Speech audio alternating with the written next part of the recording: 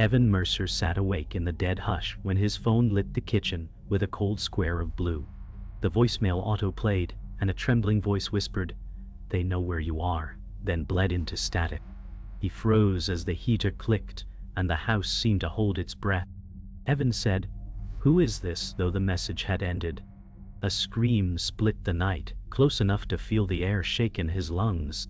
He rushed to the porch, and the street lay empty like a stage after the curtain falls. On the steps rested a brass key fob, etched with jagged, unreadable symbols. He picked it up and felt a prickle crawl behind his eyes.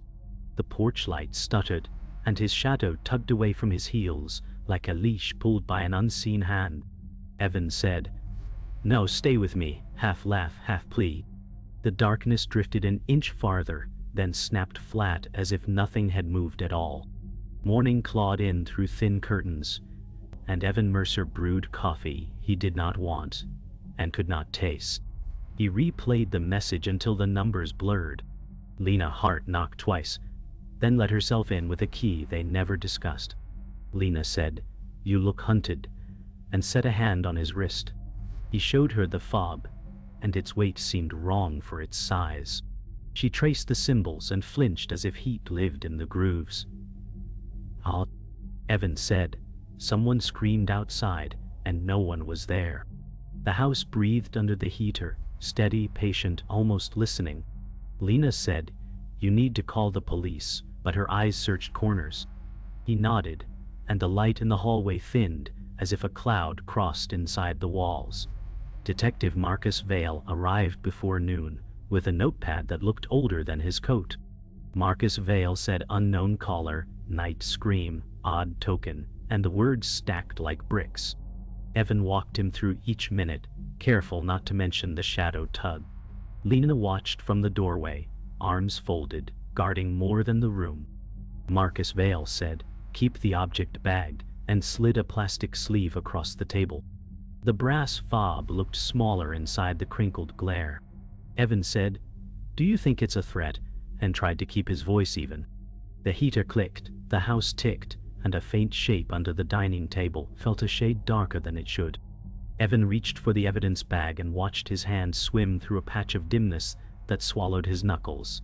He jerked back, and the shadow under the table thinned like spilled ink, pulled by a magnet. Marcus Vale said, "You all right?" But his tone carried a practiced distance. Lena stepped closer, eyes tightening as the light on the wall shifted the wrong direction. Evan said, "The dark moved," and hated how small it sounded. The patch slid toward the hallway and stretched itself into a ribbon, hugging the baseboard. The faucet dripped once, sharp as a metronome. Marcus Vale said, "I will return with a unit," and the ribbon paused, as if listening. After Marcus Vale left, silence ballooned and pressed against the drywall. Evan and Lena stood in the doorway and counted 5 slow breaths. Then, the ribbon was gone. The hallway brightened, innocent as a staged smile. Lena said, "I saw it vanish," and her voice quivered like a wire. Evan set the bagged fob on the console and watched his silhouette detach an inch, then click back into place. He tasted metal and fear. He dialed the unknown number, and the call failed before a ring. Lena said, "This house is wrong," and took his hand. At the far end, the coat rack cast 2 shadows in opposite directions, one thin and one thick, then both became one again. Evan Mercer brewed a second pot and watched the steam drift like signals he could not read. Lena Hart said, "You did not sleep," and set toast he would ignore beside the phone. He replayed the message again and flinched at the final hiss. The house felt poised, like an animal crouched behind drywall. Evan said, "Something is using the dark," and the words felt thin. The brass fob lay on a dish and seemed to anchor the room. Lena said, "We need help that is not in a handbook," and her jaw hardened. A text arrived from an unknown contact with a single line. It read, "Return what is owed." Evan said, "Owed to who?" and the heater clicked 3 times in reply. Outside, clouds pressed low, and the street dimmed at noon. He lifted blinds and saw his silhouette separate, then knit itself fast, as if ashamed. Lena said, "We move, or it moves us," and she picked up her coat. They drove to a shuttered antique shop where a bell hung mute in a dusty frame. Lena said, "He owes me a favor," and rapped twice on the warped glass. A man opened from the side alley and studied the street before them. Rowan Hale said, "You brought it here," and a voice like gravel rolled underfoot. Evan held the bagged fob and felt the air tighten. Dust motes hung as if pinned to string. Rowan Hale said, "These symbols are not letters," and traced the etchings through the plastic. He flipped the lights and the bulbs warmed with a lag. Evan said, "Then what are they?" and a cold thread slid down his spine.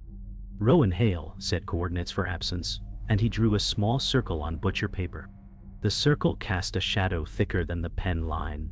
Rowan scribbled a name and an address that smelled like old library stacks. He said, "Mara Quinn will not be kind, but she is right," and slid the card across. They found the office lined with atlas drawers and dried plants that rattled when the vents sighed. Dr. Mara Quinn said, "You brought a key to a room that hates light without sitting." Evan described the scream and the tug of his shadow and tasted copper again. Lena watched the corners as if a second face might bloom there. Dr. Mara Quinn said, "You are not haunted by a thing," and tapped the fob. "You are haunted by subtraction." She dimmed the lamp, and the room thinned at the seams. Evan said, "Can we stop it?" and the silence answered first. Dr. Mara Quinn said, "Debt must be paid or rewritten." Dr. Mara Quinn spread a map and marked 3 points that matched nights. Evan tried not to remember. She said, "Where a shadow vanishes, a promise was once made." Lena winced and looked away from him. Evan said, "What promise?" and the floor seemed to tilt. Dr. Mara Quinn said, "A bargain you did not read when you signed a deed." And she flipped the title copy. There was a symbol that matched the fob, etched near the notary seal. Lena said, "I told you the price was strange," and her voice failed at the end. Evan let the breath out slow and felt the room take more than air. Dr. Mara Quinn said, "Return the marker to its origin or be hollowed," and she underlined a name that matched the builder. The vents sighed, and the map's edges crawled inward. Snow started on the drive back, and the sky pressed low enough to touch. Evan said, "You should have told me," and the wipers beat out the tempo of a quarrel. Lena said, "I tried, and you wanted quiet more than truth," and a streetlight smeared gold across the windshield. The car heater breathed and the cabin fogged at the edges. Evan said, "We return it tonight," and the word tonight felt like a dare. A blackout rolled block by block ahead, swallowing houses in slow sequence. Lena said, "It is guiding us," and gripped the handle as the lights died in a wave.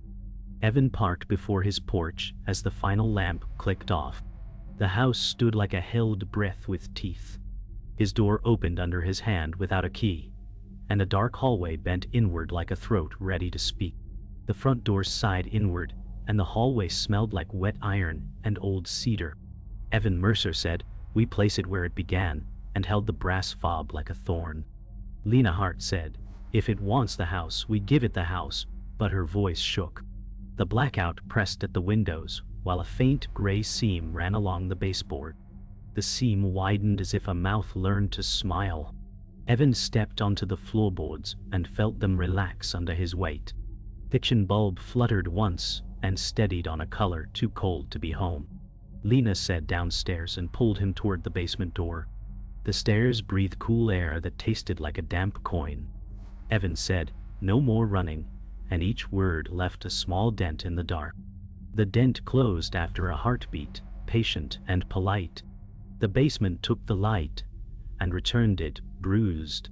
Shelves leaned like tired men, and a washer thumped in its sleep. Evan Mercer said, "The crawl space," and knelt by a low hatch rimmed with chalky dust. Lena Hart said, "Something marked this," and brushed symbols that matched the fob's teeth.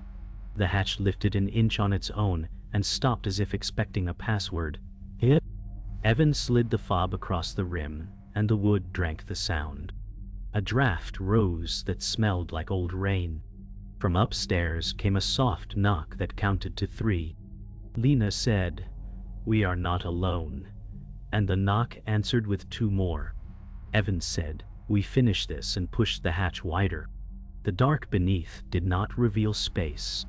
It revealed a surface that behaved like water without giving reflection. Evan Mercer pressed the fob to the glass and felt resistance like a held breath. The surface flexed, then accepted the metal and kept a memory of its shape. Upstairs a door creaked and slow steps crossed toward the basement. Lena Hart said, "That is not the wind," and her hand tightened on his shoulder. The steps paused at the top stair, and the bulb dimmed to a faint ring. A voice that knew his name said, "Debt collected," and the hatch shivered. Evan said, "Take the marker, leave the house," and hated the bargain in him. The steps retreated, and a laugh like dry leaves slipped through the railing. The floor eased and the hatch stilled as if satisfied. Lena said, "It heard you," and her relief held a flaw he could not name. They climbed and found the living room altered by inches. The couch shadow was longer than the couch, and the lamp threw a cone that bent in the middle. Evan Mercer said, "It moved the lines and touched the wall where a family photo once hung." The photo lay face down on the rug and showed a smear where his face should be. Lena Hart said, "You are being edited," and she lifted the frame with shaking fingers. A tapping came from the porch, in a rhythm that copied his heartbeat. Evan opened the door on Detective Marcus Vale, who held a flashlight like a truce. Marcus Vale said, "Your block woke dispatch," and stopped when the beam struck the floor. The beam went thin where the seam crossed, and came back thick on the other side.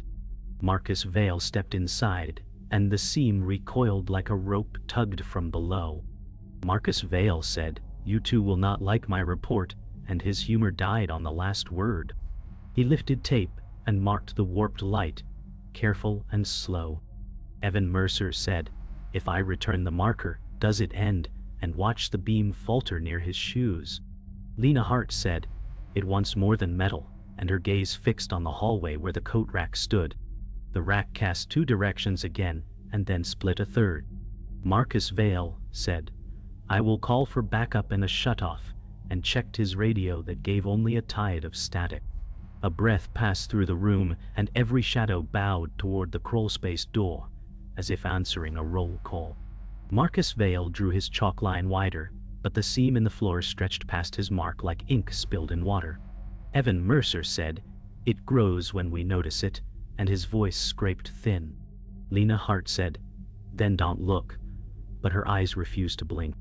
The brass fob pulsed faintly on the console, as though remembering its origin.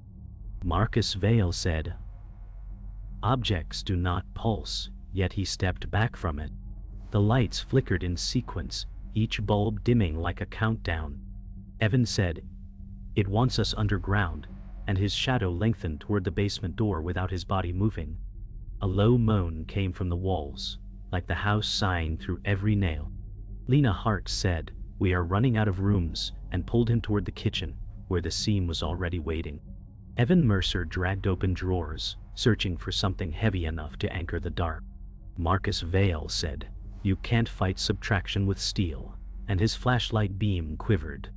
Lena Hart said, "Then we map it," and spilled salt in frantic arcs. The salt line broke where the seam passed, curling like it obeyed another law. Evan said, "Rowan called them coordinates," and pressed the fob flat against the counter. The counter shadow peeled upward and shaped itself like a hand ready to grip. Marcus Vale said, "That is not containment, that is invitation." But his words shook. A sudden crack jolted from upstairs, and dust showered from the ceiling like snow. Lena said, "It is climbing floors now," and the ceiling shadow bent like a spine in pain. They hurried upstairs, each step groaning like it hated their weight. Evan Mercer said, "If it edits us, it starts with memory," and his skin prickled. Lena Hart said, "Then it already started," and lifted a photo from the wall. The image showed them standing together, but her face had been erased. Marcus Vale muttered, "That is evidence," though his pen refused to write. The hallway leaned left, though the walls stayed straight. Evan's shadow lagged a step behind him, refusing to keep pace. Lena said, It is rehearsing separation, and shoved the photo into her pocket. The stairwell light swung without wind and through angles that did not match geometry. Evan said, "We go to its origin," and opened the attic hatch. Warm air poured out, though winter still pressed at the windows. The attic revealed trunks and tarps but no dust, as if it had been waiting clean. Evan Mercer said, "This is where absence nests," and laid the fob on the floor. The boards quivered under it like stretched skin. Lena Hart said, "Listen," and the silence filled with breaths not theirs. Marcus Vale said, "It is a gathering," and his light showed figures forming at the rafters.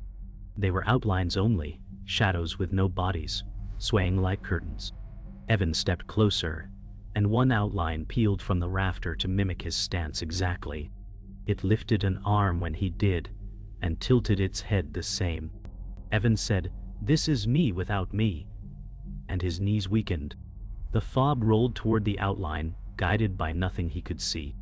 The mirrored outline reached down and touched the brass fob, though it had no hands.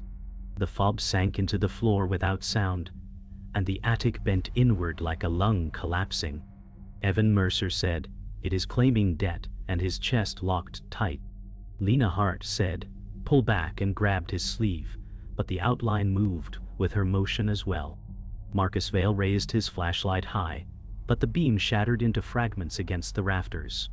A deep groan shuddered through the house, and dust fell like gray rain. Evan said, "If I vanish, close the hatch," and stepped forward, his shadow fusing with the outline. Lena screamed his name, but the house drowned her cry with a rolling thunder. The attic floor split with a seam wider than any yet. The attic floor groaned as the seam widened, boards curling like peeled bark. Evan Mercer said, "It is pulling through," and braced himself against the frame. Lena Hart said, "You are not offering yourself," and her grip turned fierce. Marcus Vale swung his radio and shouted into static dispatch, "We need containment," but the signal dissolved. The mirrored outline pressed forward, half shadow and half Evan, eyes hollow sockets that reflected no light. Evan said, "It wants to overwrite me," and his breath stuttered. Lena said, "Then we starve it," and kicked the brass fob from the gap. It skittered to the corner, glowing faint. The outline faltered, edges fraying into smoke. Marcus Vale said, "It is tied to the marker," and they closed around it as the groan deepened. The fob rattled across the floor, drawing a trail of dark that squirmed after it. Evan Mercer said, "It follows the anchor," and leapt toward the corner. The outline shrieked without sound, its body flickering like torn film. Lena Hart said, "Destroy it," and thrust her boot down. The brass fob sparked, but held. Marcus Vale raised his service pistol and said, "Metal or not, it breaks," and fired. The bullet shattered wood beneath, and the fob hissed smoke. The outline wailed, its edges tearing into ribbons. Evan said, "Keep pressing," and slammed the heel of his hand against the glowing metal. Heat surged and the attic filled with the stench of burnt copper. Shadows scattered to the rafters, screaming in silence. Smoke rolled and the brass fob split with a clean crack, releasing a pulse that buckled the walls. Evan Mercer staggered back as the attic light folded inward. Lena Hart said, "It is still here," pointing at the coat rack below that cast 4 shadows now. Marcus Vale said, "We broke its tether, not its mouth," and steadied his flashlight. The rafters groaned and one snapped, dropping splinters like knives. Evan said, "It feeds on absence," and pulled the broken fob halves to his chest. The outlines swirled at the ceiling like moths in reverse, gathering into a single mass. Lena said, "Then give it nothing," and cut the attic bulb with one hard pull of the chain. Darkness swallowed them whole, and the house screamed. In pitch dark, the house shifted, each nail pinging like a struck wire. Evan Mercer said, "It cannot see if we do not feed it," though his voice cracked. Lena Hart gripped his hand tight, her breath fast. Marcus Vale clicked his light once, but the beam fractured into shards before fading. Something vast shuffled beneath the floorboards, heavy as a tide. Lena said, "It is searching," and the sound of wood creaked like ribs bending. Evan pressed the fob halves together and whispered, "Stay shut," though the metal burned his palm. Marcus Vale said, "We cannot hold long," and his voice trembled with something more than fear. Then silence struck, sudden and absolute, a pause so sharp it rang in their skulls. The silence broke with a single word that was Evan's voice but not his. It said, "Ode." The attic floor split wide, revealing a stair of shadows leading down into nothing. Evan Mercer said, "It is offering a path," and fear wrapped his throat. Lena Hart said, "That is not a path, that is a grave," and pulled him back. Marcus Vale said, "Then we seal it," and lit a flare he carried for crime scenes. Red light sprayed across the attic, throwing violent shadows. The stair hissed and writhed, shrinking like wax under fire. Evan said, "This ends now," and hurled the broken fob halves into the void. The shadows screamed, recoiling, until the seams slammed shut with a quake. Dust fell like snow, and silence remained. The house held still as if the storm had swallowed its own echo, and dust drifted like tired snow. Evan Mercer said, "It shut, but it did not end," and his breath felt borrowed. Lena Hart said, "Then we keep it closed," and tightened her fingers around his sleeve. Detective Marcus Vale clicked his radio again, and listened to a softer, more obedient static. The walls no longer moaned, yet the corners looked bruised where the dark had pressed. Evan walked to the console, and found a scorch where the fob had been, a neat oval like a cauterized wound. Marcus Vale said, "I will write presence of anomaly and lack of threat," and the words sounded carefully false. Lena said, "Write danger paused," and watched the hall where the coat rack cast only one thin line. The heater breathed, new and shy. Evan said if subtraction left, it left a ledger, and the notion made the air colder. A far window ticked as it cooled, like a small clock being reset. Morning rose thin and gray, and the neighborhood stirred like a body deciding to live. Utility trucks idled at the corner while workers spoke in quiet fragments. Marcus Vale said, "I will keep your names out of the call if I can," and wrote with a steadier hand. Evan Mercer said they would not believe it anyway, and watched his reflection resolve in the window. Lena Hart said belief never mattered to it, and warmed her palms on a chipped mug. The scorch on the console had cooled to a cold mirror that showed no face unless touched. Marcus Vale said, "I have seen grief write its own weather," and his eyes softened at the edges. Evan nodded, uncertain which weather he carried now. A neighbor waved without asking questions, grateful for power and silence. Lena said, "We make rules," and her voice found a spine. They walked the rooms and measured what remained, naming each corner like it was a rescued stray. Evan Mercer said, "Kitchen holds," and tapped the light, which stayed true. Lena Hart said, "Hallway keeps to one shadow," and smiled without trusting it. The basement hatch lay shut with chalk dust clinging to its lip like frost. Evan crouched and felt no draft, only the faint memory of cold. Marcus Vale said, "Mark it and move," and set a small evidence tag beside the seam that no longer breathed. In the bedroom, a photo of Evan and Lena had found new detail where the smear had been, though the smile looked borrowed. Lena said, "It gave back less than it took," and tucked the frame face down for later. Evan said, "We own nothing else," and the floor did not argue. A bird landed on the gutter and made a hopeful vibration. By afternoon they sat at the dining table and spread papers like bandages. Evan Mercer said, "We rescind the deed clause," and traced the notary stamp that carried the wrong mark. Lena Hart said, "Rowan knows a path to void it," and drafted a message that did not use the word curse. Marcus Vale said, "I will file a hazard notice for the address that built your house," and his voice made it official. The heater kept its rhythm steady, not counting for anyone else.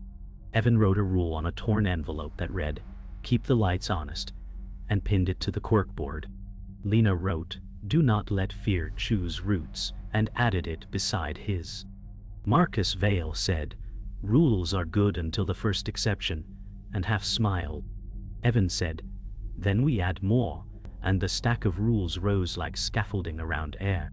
Outside, cloud breaks made brief islands of brightness. Evening came without drama, which felt like a story refusing its final page. Evan Mercer said, "If it returns smaller," and turned the porch light on and off to prove nothing. Lena Hart said, "We will not worship it with dread," and set 2 plates even though appetite had not returned. Marcus Vale stood at the threshold and said, "Call me before you call anyone," and meant it. He stepped into the cooling dusk, where power lines hummed like low prayer. Evan shut the door and listened, and the house answered with ordinary ticks. Lena said, "We sleep in the same room tonight," and her smile made a promise he wanted to keep. He nodded, and the single coat rack shadow thinned with the angle of the lamp. The ledger in the air felt lighter, not empty, but less demanding. Somewhere a timer clicked, and the heater exhaled like relief taught itself a body. Night settled like a verdict no one read aloud, and the house wore its quiet like a fresh bandage. Evan Mercer said, "We made rules," and they held, though he watched the corners anyway.